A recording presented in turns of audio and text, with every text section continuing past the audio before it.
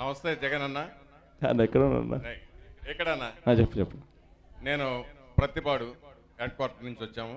ప్రత్తిపాడు మండలము, ప్రత్తిపాడు కాన్స్టిట్యున్సీ కూడా.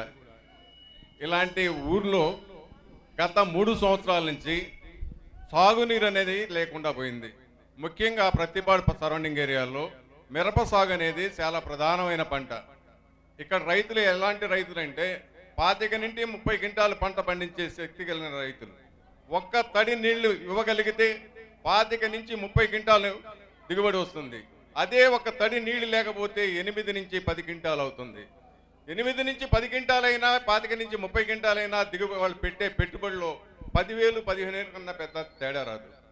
ఒక ఎకరానికి వచ్చేసేవారికి 90,000 నుంచి 1,20,000 రూపాయల దాకా మిరప లాస్ట్ ఇద్దరు పెడదాం తర్వాత అన్న తర్వాత ఇంకా లాస్ట్ ఇద్దరు పెడదాం.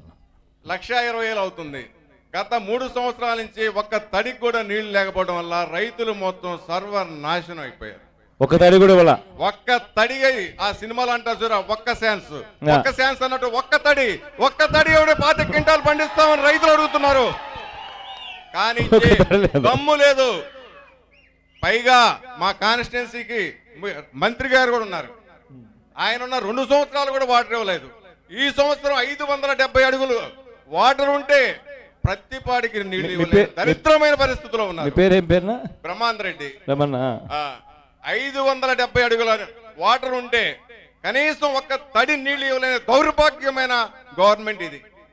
నాకు తెలియక అడుగుతానండి, 570 అడుగుల వాటర్ ఉంది, అక్కడి నుంచి ప్రత్తిపాడు అంటే డౌన్ లో ఉంది, నీళ్లు ఇవ్వలేని వీళ్ళు పట్టిసీమ నీళ్ళు అనంతపురం తీసుకెళ్తారా?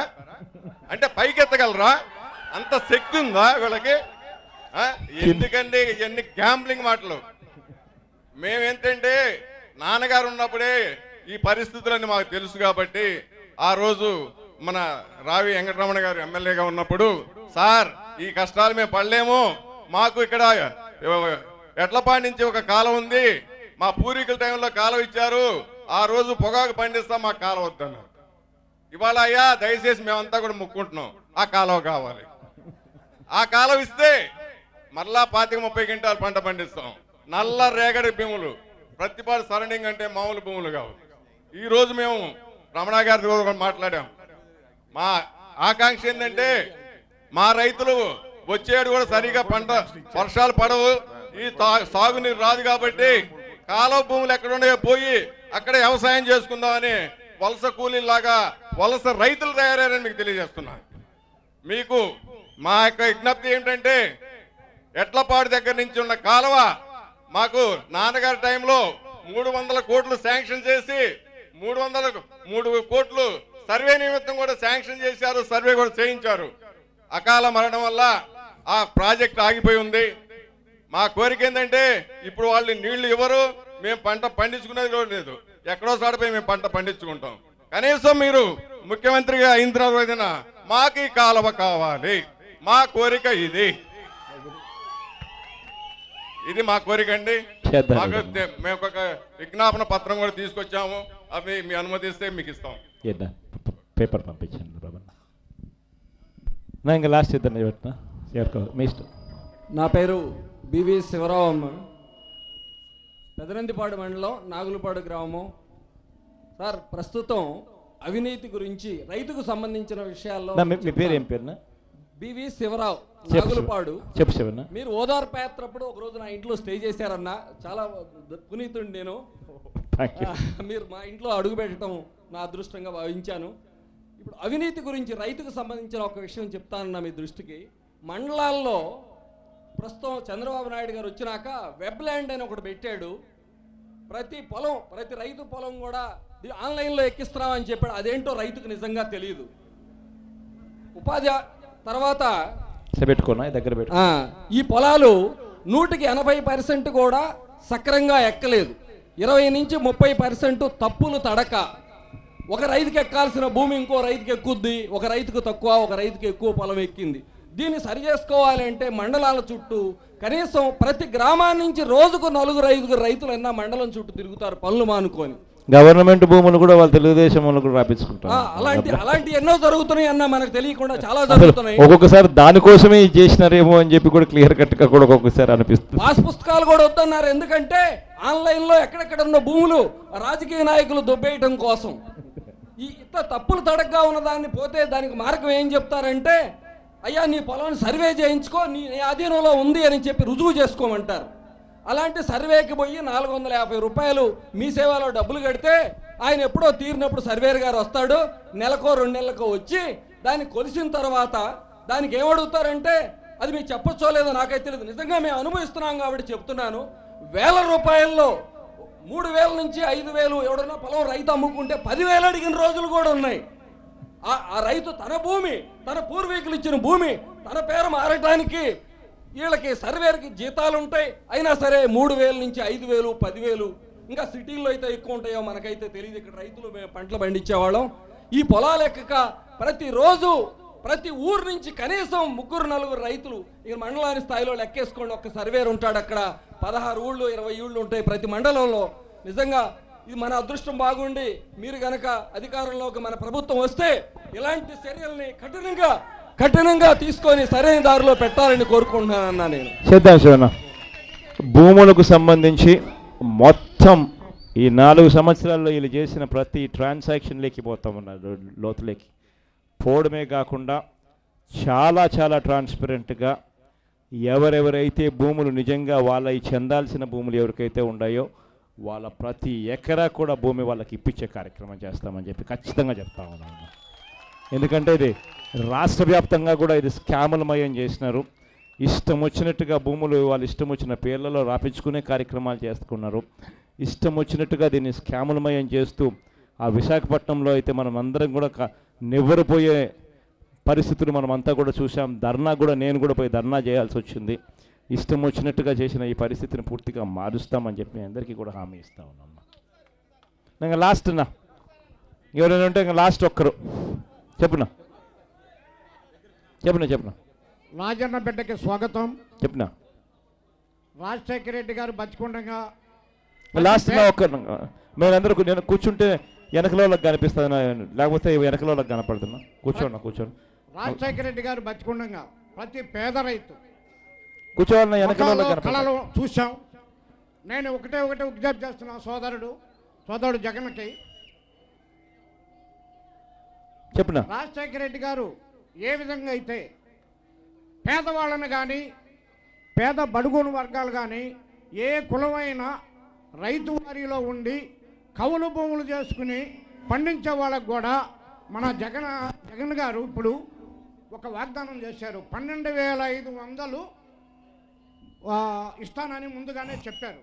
కానీ అది కౌలుదారులకు కూడా ఉపయోగపడేలా చేయాలని మీకు విజ్ఞప్తి చేస్తున్నాను.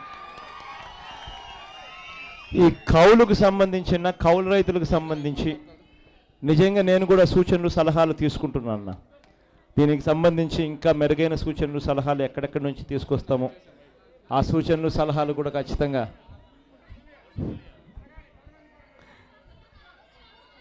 ఒకసారి వాళ్ళకి ఆడోళ్ళకి వరకు మైకి లాస్ట్ మెరుగైన సలహాలు తీసుకుందాం ఉన్నా. మన మేనిఫెస్టో డిక్లేర్ చేసే టయానికి కౌలు రైతులకు కూడా ఎలా చేయాలి అన్నది ఒక మెరుగైన పాలసీ తీసుకొని వచ్చి దానికి కూడా యాడ్ చేస్తాను. ఈ కాకుమాన్ మండలంలో 18 గ్రామాల్లో రైతులు బంగారం పెట్టి ఆ బంగారం రుణమాఫీ చేస్తానని చేయకపోతే బ్యాంకు వాళ్ళు వాళ్ళకి తగ్గ వాళ్ళు ఇచ్చి వాళ్ళు దొబ్బేసిన తర్వాత నోటీసులు పంపిస్తున్నారన్న. ఈ పేద బతుకులు ఎట్లా ఇదేవాలి నోటీసులు అన్న, వీళ్ళు ఎట్లా చేయాలి, ఈ రైతులు ఎట్లా చేయాలి? కాకుమాన్ మండలంలో అందరూ బ్యాంకులో మోసం చేశారు. దేని ఇసుపై చర్య తీసుకోవాలని నేను ప్రత్యేకంగా అభినందిస్తున్నామన్నా. బతికే అన్నా బ్యాంకుల్లో పెట్టిన బంగారం ఇంటికి రాలేదు కానీ బ్యాంకుల దగ్గర నుంచి నోటీసులు ఏం చేయాలన్నా? పని పోతే జరగని పరిస్థితిలో ఉన్నవాళ్ళు వీళ్ళ పరిస్థితులు ఏందన్నా? సావాలా బతకాలా అర్థం కాని పరిస్థితిలో ఉందన్నా. దయచేసి దేని గురించి ప్రత్యేకంగా చర్య తీసుకోవాలని అభినందిస్తున్నామన్నా. అన్నా చెప్తాలి. మాది అప్పాపుర గ్రామం దారా నవ్యశ్రీ అని నా పేరు. డాక్రా గ్రూప్ లో మహిళను నేను. డాక్రా రుణాలని తీసేస్తామన్నారు. తీసేయకపోక మళ్ళీ ఆటలు వడ్డీలు పెంచి డబుల్ చక్ర వడ్డీలు కూడా వేసారన్న. వేసి మమ్మల్ని 30 తిప్పులు పెట్టాడు. బ్యాంకుల చుట్టూ తిప్పించాడు. బంగారం పోయిద్ది అన్నాడు. బంగారం పోలా. ఆడు ఎందుకన్నా ఇంకా ఆడు వద్దన్నా, మాకు నువ్వే కావాలి, నువ్వు రావాలి మా జీవితం. జగనన్న ఒక్క మాట ఉండండి. జగనన్న చెప్పు. నా పేరు శ్రావణి, మాది అప్పాపురం కాకుమని మండలం. బంగారం పోయిద్దని బంగారం తీసేస్తామన్నారు, తీసేయలేదన్నా. మా 1,00,000 బంగారం పోయిద్దని నోటీసులు వచ్చినాయి. ఇప్పటికి మా బంగారం మాకు ఇంటికి రాలి నోటీసులు మట్టి కొత్తనాయి అన్న. బంగారు రాలా ఆక్షన్ ఇంటికి పంపిస్తా నోటీసులు కేసేసేమన్నారన్నా. అమ్మా ఏలాం కేసేసేమన్నారు. మేము పేదలం అన్నా, మాకేమి లేదు. వేలం కూడా వేసేసారు. వాళ్ళు కూడా వేసేసారు, వేసి తీసేసుకున్నారన్న. మాకేమి ఇవ్వలా. డాక్రా ఎత్తేస్తామన్నారు, డాక్రా ఎత్తేలా. బ్యాంకుల్లో నుంచి మనకున్న బంగారు పెట్టుకుని తెచ్చుకున్న రుణాలు మాఫీ కాలన్నప్పుడు డాక్రాలో శ్రీదిని లోన్ తీసుకున్నామన్నా. దానికి కూడా వడ్డీ మీద వడ్డీ వేసారు, కానీ అది ఇప్పుడు తీరలా. కట్టమని ఇళ్ళ చుట్టూ తిరుగుతున్నారన్నా. అది మరి రాజారెడ్డి అన్న ఇచ్చిన నాన్నగారు ఇచ్చిన లోను మాది ఇప్పుడు బాగాలేదన్నావు. డాక్రా డబ్బులకి వెళ్ళేటప్పుడల్లా 3,000 రూపాయలు కట్ చేసుకుంటారు. ఇప్పటికే 11 సంవత్సరాలు నా చిన్న కొడుకు పుట్టినప్పుడు అది వచ్చింది. ఇప్పుడు బాగాలేదన్నా, ఇప్పుడు బాగా. నువ్వు ఎప్పుడు వస్తావా, నీకోసం నేను ఎదురు చూస్తున్నావన్నా. నువ్వు రావాలి. అది నాన్నగారు ఉన్నప్పుడు ఎట్టుందా, నువ్వు వచ్చినా కట్టుండిద్ది. గట్టిగా దేవుని ముక్కల టెంకాయలు ఎక్కువ కొట్టాల, ఎక్కువ మొక్కల. గుంటూరు జిల్లాలో మాజీ పార్లమెంట్ సభ్యులు కొల్లా వెంకయ్య గారు స్థాపించిన రైతు సంఘం నల్లమల రైతు సంఘం, వారి కుమారులు రాజమోహన్ రావు ఇప్పటికీ కూడా ఒక నిరంతర పోరాటం రైతు సంఘాల తరఫున చేయడం జరుగుతుంది. బలవంతం భూసేకరణ మీద, ఇరిగేషన్ కెనాల్స్ మీద రైతు సంఘాలు అన్నీ కూడా కలిసేట్ గారు పనిచేస్తున్నాయి. వారిని స్వాగతిస్తూ వారిని మాట్లాడవచ్చు.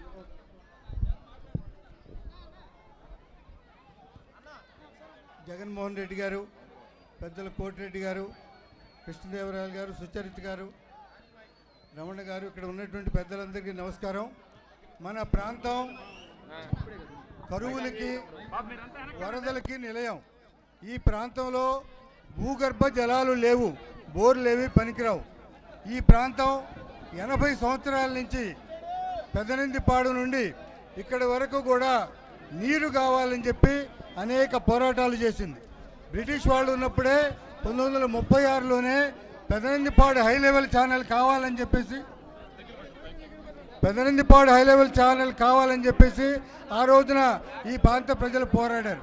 తర్వాత 1950లో పెద్దలు తరిమల నాగిరెడ్డి గారు, అట్లానే ఎస్విఎల్ నరసింహారావు గారు, అట్లా అనేక మంది, మాదాల నారాయణ స్వామి గారు, ఈ ప్రాంతంలో ఉన్నటువంటి నాయకులందరూ కూడా పెదనందిపాడు హై లెవెల్ ఛానల్ తవ్వాలని చెప్పి అడిగారు. ఎందుకనంటే కృష్ణానదికి 40 మైళ్ళ దూరంలో ఉన్నటువంటి ప్రాంతంలో తాగడానికి నీళ్లు, పొలాలకి నీళ్లు లేనటువంటి ప్రాంతం.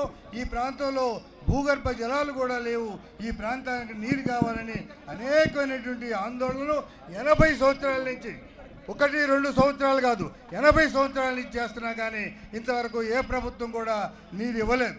ఈ నీరు ఇవ్వాలని చెప్పి మీ ఇప్పుడు వచ్చినటువంటి ముఖ్యమైన ఉద్దేశం ఏంటంటే, జగన్మోహన్ రెడ్డి గారిని కూడా మేము చేసేటువంటి, మనమందరం గుంటూరు ఛానల్ని పొడిగింపు కోసం చేసేటువంటి ఆందోళనలో భాగం కావాలని చెప్పి కోరడానికి వచ్చాం. వారు కూడా అంగీకరిస్తారని అని చెప్పి అనుకుంటున్నాం.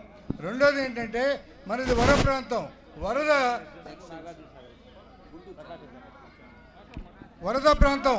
ఈ వరద అనేటటువంటిది పైనుంచి వచ్చేటటువంటి సముద్రం దాకా నల్లమడ, ఓగేరు, లేకపోతే కుప్పగంజి, నక్కవాగు, పెద్దవాగు, బండవాగు, ఈ వాగులు రొంపేరు, ఇవన్నీ కూడా పడవరి నుంచి తూర్పుకి సముద్రంలోకి వెళ్ళేటటువంటి నీళ్ళన్నీ కూడా మన ప్రాంతం నుంచి వెళ్ళాలా.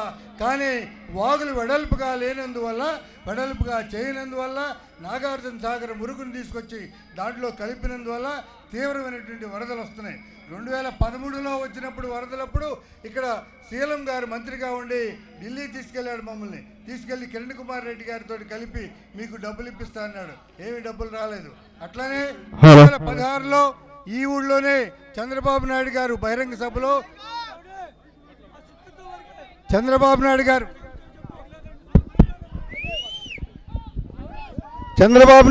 బహిరంగ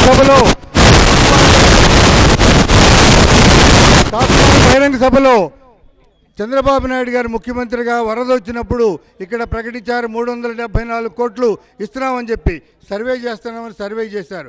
కానీ ఇంతవరకు ఒక్క రూపాయి కూడా దానికి ఎలా బడ్జెట్లో అలాట్ చేయలేదు. ఒక్క రూపాయి కూడా అలాట్ చేయలేదు. ఇది చాలా అన్యాయమైనటువంటి విషయం. అట్లనే గుంటూరు ఛానల్కి అది కావాలని చెప్పేసి ఈ ప్రాంతంలో ఉన్నటువంటి 50 గ్రామాల్లో ఉన్నటువంటి రైతులు పాదయాత్ర చేశారు, మూకుమ్మడిగా నిరాహారదీక్ష చేశారు, పెద్ద బహిరంగ సభ జరిపారు, పెదనందిపాడులో ఎప్పుడూ లేనంత పెద్ద ప్రదర్శన చేశారు. చెప్తాను సార్, మీరు